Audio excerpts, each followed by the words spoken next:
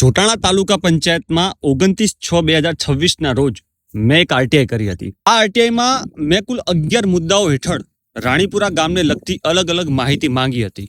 ત્યારબાદ 3/7/2026 રોજ મને એક પત્ર મળ્યો, જેમાં જણાવવામાં આવ્યું કે આરટીઆઈમાં માંગવામાં આવેલી માહિતી વિષય વસ્તુ પ્રમાણે કચેરીના કાર્યો સાથે વધુ નિકટતાથી સંકળાયેલી હોવાથી મુદ્દા નંબર 5 સિવાયના બાકીના તમામ 10 મુદ્દાઓ આગળની કાર્યવાહી માટે જે તે ખાતામાં તબદીલ કરવામાં આવે છે. હવે ત્યારબાદ 29/7/2026 રોજ રાણીપુરા ગ્રામ પંચાયતના તલાટીનો મારા ઘરે પત્ર આવ્યો. એમાં લખવામાં આવ્યું કે મેં માંગેલી માહિતી વિશાળ પ્રમાણમાં છે અને તેને તૈયાર કરવામાં કચેરીને વધારે સમય લાગશે. એટલે મને કહેવામાં આવ્યું કે સંબંધિત રેકોર્ડનું નિરીક્ષણ કરવા માટે 3/8 રોજ સવારે 11 વાગે ગ્રામ પંચાયત ખાતે તમે હાજર રહેજો.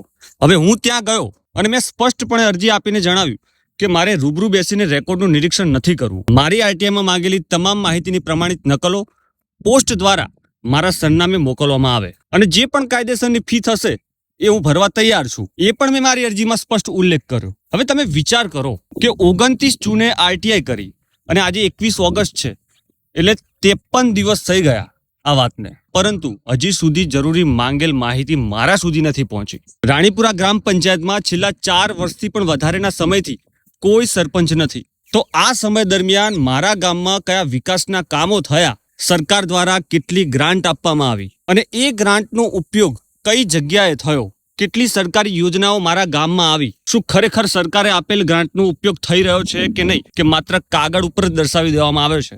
આ તમામ માહિતી જાણવાનો અધિકાર એ મારો છે અને આ માહિતી હું મેળવીને રહીશ, કારણ કે આ લડાઈ કોઈ વ્યક્તિ વિરુદ્ધ નથી. આ લડાઈ મારા ગામના હક માટે છે. એટલે આરટીઆઈ એક્ટ હેઠળ માહિતી આપવાની કાયદેસરની સમય મર્યાદા પણ છે.